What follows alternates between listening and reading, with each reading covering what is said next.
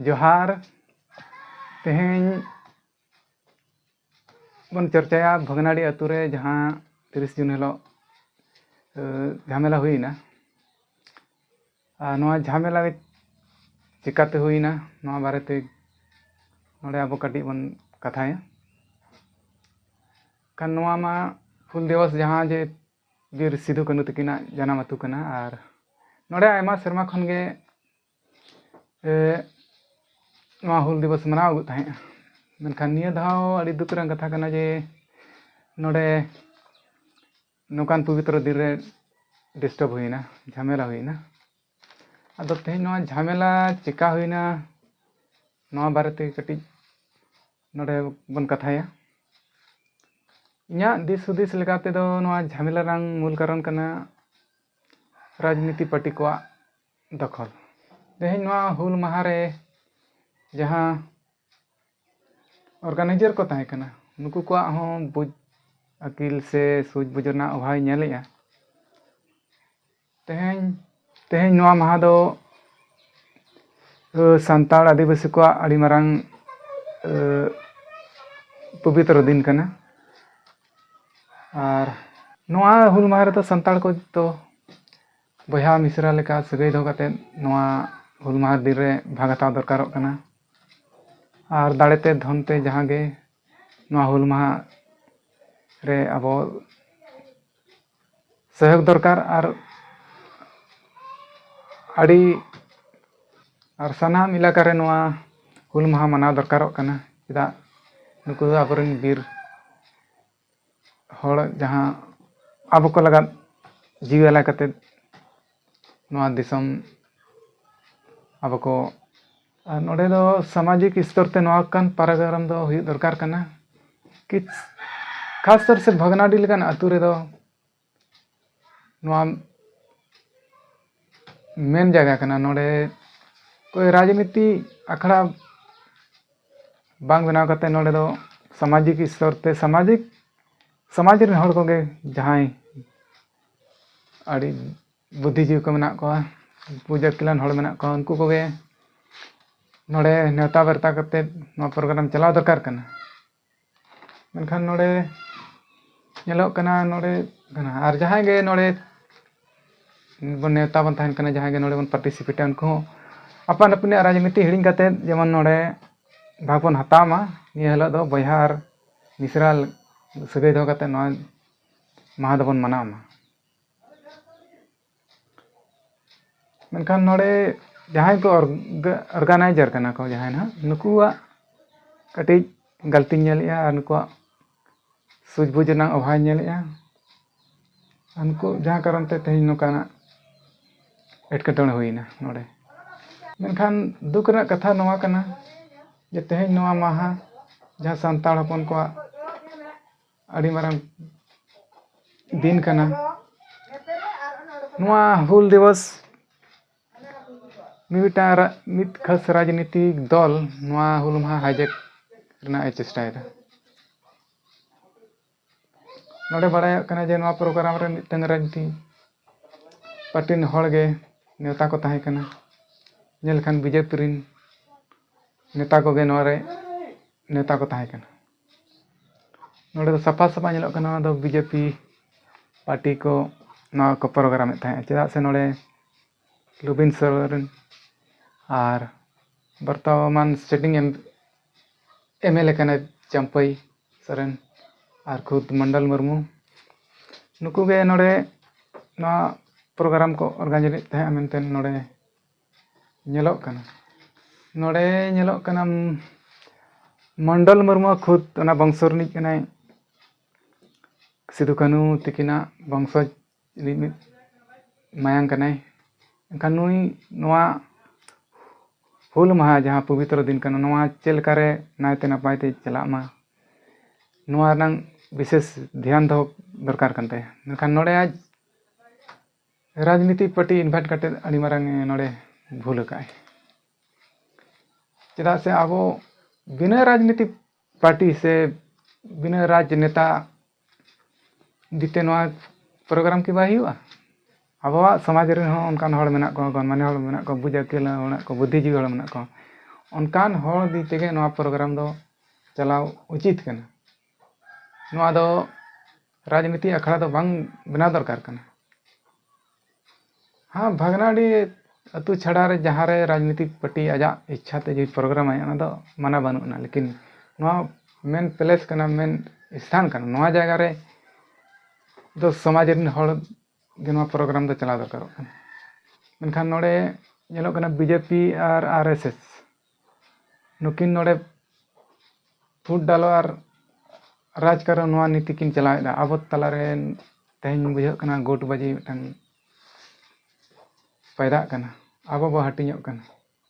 अदो ओनाते अब हुसियार तहन दरकार कना जे उनकान षड्यंत्र अब आलोबन फसाग मा और अब आलोबन हटिñोग मा एकता तहन मा और अब बो बुझाव मा आबोरिन हड़गे नवा गोहा बनाव कते अब आदिवासी को झली पसियत बना अब हमेशा नवा ध्यान बन दोहय मा जे अब नवा झारखंड दिसम रे आरएसएस से बीजेपी तो बाबो शासन चौकने मेनतेन अब नवा ध्यान बन दोहय मेनखान नोडे सवाल हिजुग कना बीजेपी और आरएसएस चितारे अब नफरत चेद अड़िस चेद मेनखान नवा को कथा बड़ाय लगे दो अब इतिहास रनंग पन्ना पलट दरकार कना चेदा से इतिहास बांग बड़ाय लेखान दो यदि आम इतिहास बाम बड़ाय आमेम अकोय कना ओना हो मने को आम बाम बड़ाय जे आम दम अकोय कना ओनाते इतिहास बड़ाय दरकार कना और इतिहास माध्यम ते नोडे बन नेल लेखान एखान नोडे सवाल हिजुग कना आरएसएस और बीजेपी या सगै चेद कना नोडे बन बुझाव मा आरएसएस गे बीजेपी से बीजेपी गे आरएसएस कना माने आरएसएस मतलब राष्ट्रीय सेवक जहाँ नुई दो साधारण से बामड़े को संगठन कना और आरएसएस संगठन मिटा राजनीति पार्टी बना ले तहे जहाँ तुम दोहले जनसंघ पार्टी बांग चलान खातिर ओनाना nyutung को बदल केदा बीजेपी जहाँ जे नितो दिसम रनंग व्यवस्था से शासन व्यवस्था रे मेनाया ताले नोडे बो बड़ाय मा नवा पार्टी रिन मालिक को दको कोय कना जहाँ गे अबरिन हड़ नवा पार्टी रे को मिसा कना नुकु दो पार्टी लाइन खन दो अलग मिट कथा बाको ले दाड़े से बाको कमी दाड़े हाई कमाना जहाँ आदेश है ना उनका हिसाब उनको चला ही तको चाको मन मर्जी जहाँ समाज बखरा को कमिया नकान कथा दो आलो बनासा नाते इना दो बीजेपी रिन जहाँ के आबरिन हड़ को नेता को बनाव कना इन दो नुकु दो नकर लेकिन मेता को जहाँ तिना के अब आदिवासी नेता बीजेपी रे मेना को नुकु दो पार्टी रे कोई हैसियत के बनू तको और नुकु की अब लगान को कमी दाड़े जहाँ जो बाबूलाल ला मचा खन बन आजम का जे बाबूलाल उनी दो मेने था अब दो आदिवासी दो मांग कना अब दो बन हिंदू कना एखान अब नवा तांगिर बन तहना चेंपई लेकान से लुबिन लेकान हड़ नवा कथा को मेना मिद दिन लो जे अब दो हिंदू कना मनते और नवा कथा उनकिना मचा खन मिद दिन लो आजम दाड़े जे अब दो आरक्षण हो बाबो हतावा नोकान कथा मेन हुआ चेदा से आरएसएस और बीजेपी गे नवा नीति कना जे एससी को एसटी को ओबीसी को नुका आरक्षण चिका चाबा नवा फिराक रगे आरएसएस और बीजेपी मेना की आबोरिन बाबा को गोड़म हड़ाम को जहाँ नवा कथा भागी टिक को बड़ा तहे जे आरएसएस से बीजेपी दो कोई पार्टी कना नवा दो सवर्ण बामड़े को पार्टी कना ओना तेगे आबोरिन गोड़म हड़ाम को बाबा को विदेल भारत दिसम आजाद परे खनो नितो 2013 धाबी बीजेपी और आरएस किना सरकार ना भारत देश रे बाको चला हचो तहे कना मेनखान तेहन आबो बुझिल कना आबोआग इतिहास आबो बाबो बाड़ाया ओनाते तेहें बीजेपी नोआ दिसम रे शासन एदा बीजेपी आरएस माने बामड़े बर्मन को पार्टी कना मेनखान नुकु चितान रे आबोआग हिरखा चेद चेदा से इतिहास रे नेल लेखान बाड़ायोआ जे नुकु दो आबो चेतान रे आड़ी नाहचार को चलाव लेआ आड़ी शासन को चलाव लेआ आबो साला आड़ी छुआछूत जातीय भेदभाव आबो दो अजरा से नीच जाति मेनते को मने बन अब हासा माटी को रेज ले बना आबोरिन हर कुड़ी को जहां बेपार हुलू बेपार चाल बेपार को चला उनको किरिंग आखरिंग पेड़ा रे आड़ी को लूटपाट ले को स्कूल रे भेदभाव नौकरी रे भेदभाव नितो दिसम रे आकवा शासन स्थापित करते भारत दिसम रे संपत्ति को लूटपाट एदा वर्तमान सरकार रे मारांग मारांग घोटाला हुई कना मेनखान कोई बीजेपी नेता चेतान रे कोई एक्शन के बाय हताव कना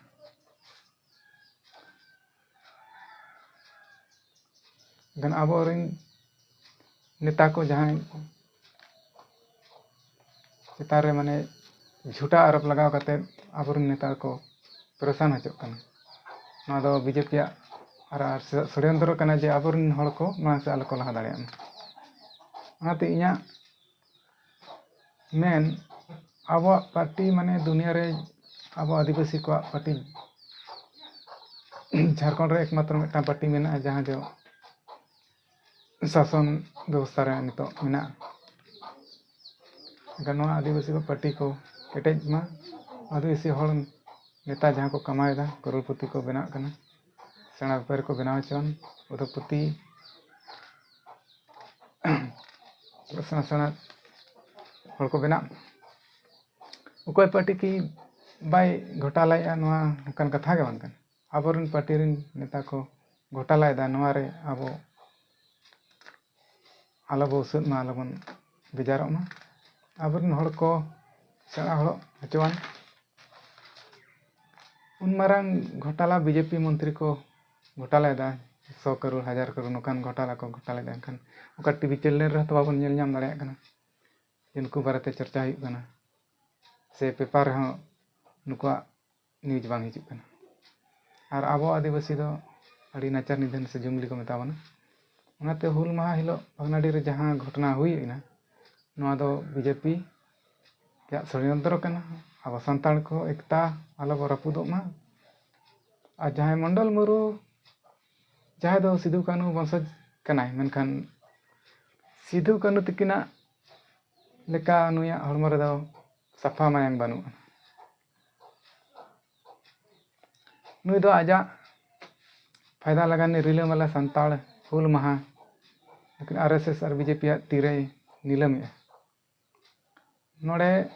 नोआ माहा दिन दो कोनो राजनीति अखड़ा दो बांग कना नोआ दिन रे दो संताल समाज रिन गन मानियाव हड़ को जहां पार्टी रिन को हुई पार्टी बांग नेल काते जत्तो गे नेता दरकार कना मेनखान नोड़े मंडल मुर्मू नोआ गलती की आय मिटांग पार्टी रिन हड़ नेता काते ओनाते इᱧᱟᱜ ᱢᱮᱱᱫᱚ ᱱᱚᱣᱟ मंडल मुर्मू भूले कमी का आपे चेद मेनता पे नोआ कमेंट ताबन पे शेयर ताबन पे और नोकान वीडियो अगु हुआ